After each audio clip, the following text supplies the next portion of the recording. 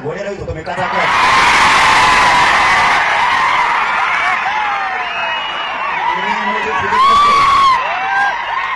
आणि मी काय सांगितलं मला माझ्या जातीवर कुणी जर अन्याय केला तर मी त्याला सोडित नाही. मग तो किती जागीरदाराच्या आवडला सोड.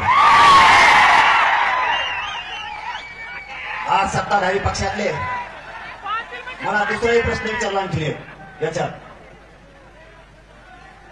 की तुम्ही नाव घेत नाहीत. मी काही जण म्हणले हे लढत नाही. तुम्हाला काय माहिती मी लढतो का नाही? कुठं बायका काय घेता आणि कसल्या घेता आणि कोणाला डाग लावता आणि मी काय नाव घ्यावा? ते सुरेश दस अन्नाच 1% फी ना सगळ्याला.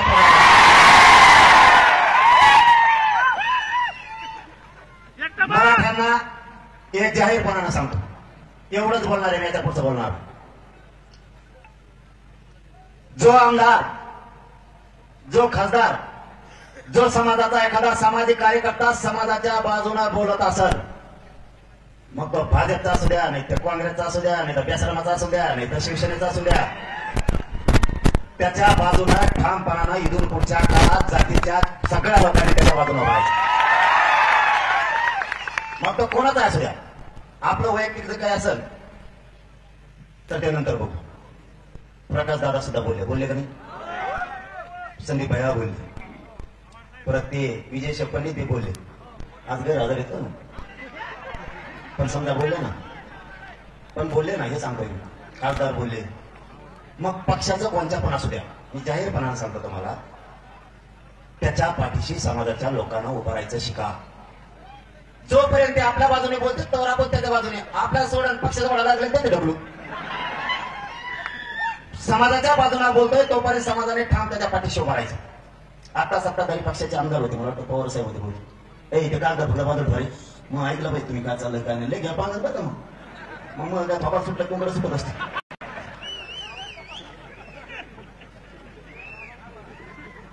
पवार साहेब बोलले नाही रे, आवडणार रे पवार साहेब. माझ्या का पाठ नाही का काय का ते नाव बोलणारे ते बोलले.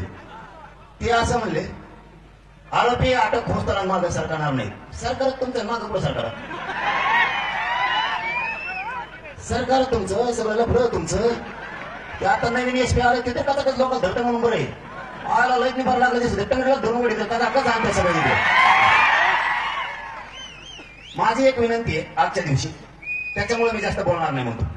सत्ताधारी पक्षाचे पण इथे, विरोधीचे पण इथे, राजे साक्षर हे सुद्धा सत्ताधारी पक्षाचे पाटील साहेब सुद्धा लयच मोठे हो.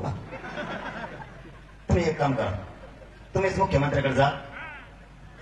त्यांना हे लोक जेवढी यादीवर नाव आहे ती पुऱ्यामध्ये टाका. टेन्शनच भेटलं राव. कशाला मोर्चा काढायचे? मोर्चाच कशाला काढायचे? विरोधी पक्षाची जा आणि सत्ताधारी पण जा. या बीडच्या मोर्चाच्या वतीनं तुमच्या खांद्यावरती जबाबदारी. जेवढे आमदार गोळा करा तेवढे करा. विरोधी पक्षाचे, सत्ताधाऱ्याचे आणि मुख्यमंत्री साहेबांकडे जाऊन बसा आणि त्यांना सांगा जेवढे नावं घेतले ते सगळे अटक करा. त्यांच्या मागचे हाका काका ती धरा, हाकी नसली ती धरा. जाऊन दे 7.5 मध्ये काय आला का आम्ही पठ्ठे तुमच्या मागे तुम्हाला थप्पा सुद्धा लागून द्या.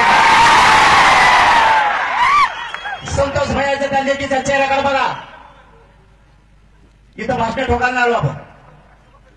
त्या लेकराला दारात बाप दिसत नाही.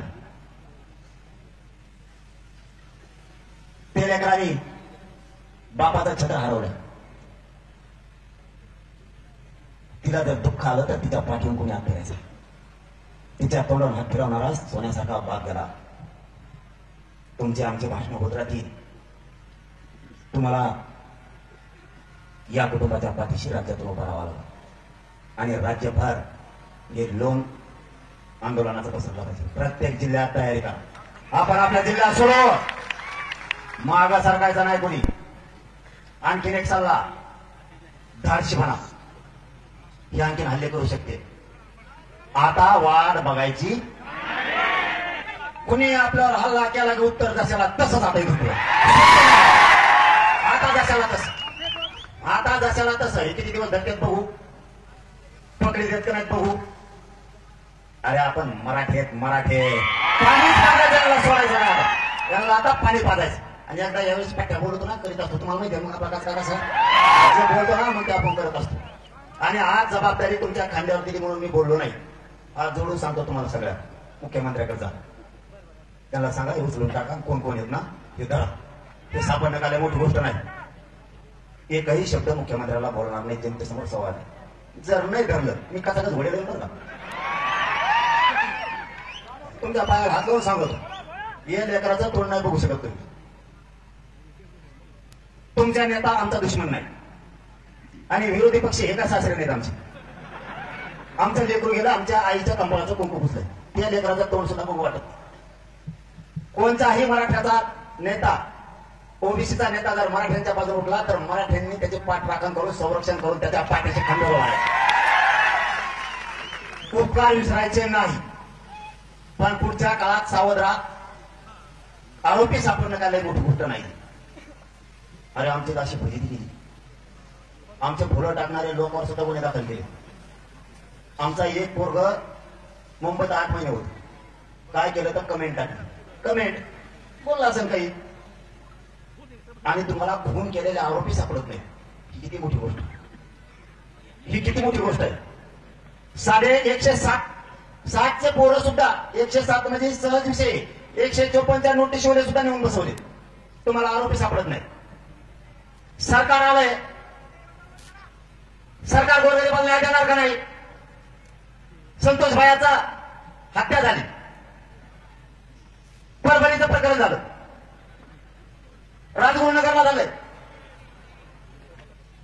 त्याच्यानंतर उरणमध्ये झालंय. काल धाराशिव मध्ये झालंय.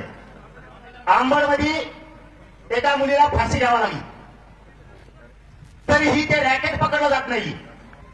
परवा रात्री पुन्हा एका मुलीला छेडछाड करून त्या आरोपीला जाऊन सांगितलं मला सत्याचं पाठवय मला कोणी अटक करू शकत नाही.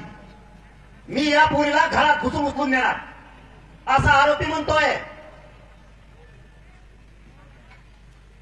मग जर हे मुख्यमंत्र्यांच्या हातात सत्ता येऊन अधिकार येऊन जर मराठ्यांना न्याय मिळत नसला आणि तुम्ही जातीवादी मंत्री जर पोचणार असलात तर आम्हाला बंदुक्या हातात घ्यावा लागणार आहे.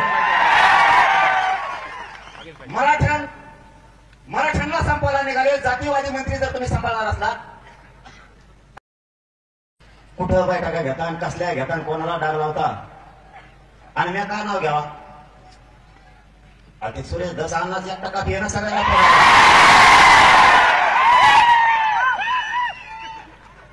मराठ्यांना हे जाहीरपणानं सांगतो. एवढंच बोलणार आहे. मी पुढचं बोलणार.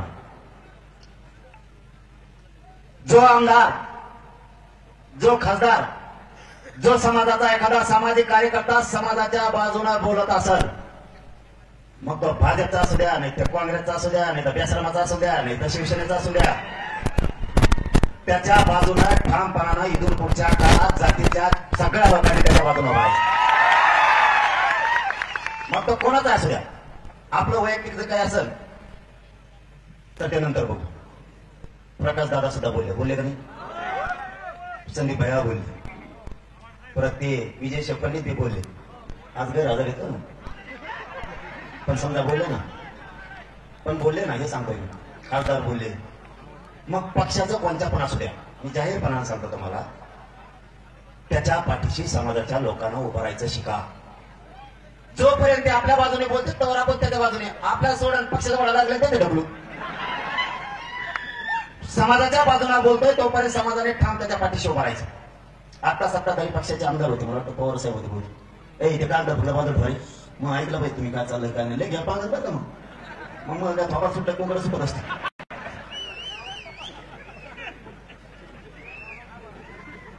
पवार साहेब बोलले नाही रे आवाज नाही रे पवार साहेब माय का पाठ नाही का काय का ते नाव बोलणारे ते बोलले. ते असं म्हणले आरोपी अटक होणार मागं सरकारणार नाही. सरकार तुमचं मागं पुढं सरकार तुमचं सगळं लफडं तुमचं. ते आता नवीन एसपी आले तिथे कसा कसं लोक धरतं म्हणून बरं आहे. आला लईत निभार लागले दिसत टंगडीला धरून वडील कसा कसं आणते सगळं. माझी एक विनंती आहे आजच्या दिवशी त्याच्यामुळे मी जास्त बोलणार नाही म्हणतो. सत्ताधारी पक्षाचे पण इथे विरोधीचे पण इथे राजे साक्षर हे सुद्धा सत्ताधारी पक्षाचे पाटील साहेब सुद्धा लयच मोठे हो. तुम्ही एक काम करा, तुम्हीच मुख्यमंत्र्याकडे जा, त्यांना म्हणा हे लोक जेवढी यादीवर नाव आहे ती पुऱ्यामध्ये टाका, टेन्शनच मिटलं राव. कशाला मोर्चा करायचे, मोर्चाच कशाला काढायचे, विरोधी पक्ष जा आणि सत्ताधारी पण जा. या बीडच्या मोर्चाच्या वतीनं तुमच्या खांद्यावरती जबाबदारी, जेवढे आमदार गोळा करा तेवढे करा, विरोधी पक्षाचे सत्ताधाऱ्याचे आणि मुख्य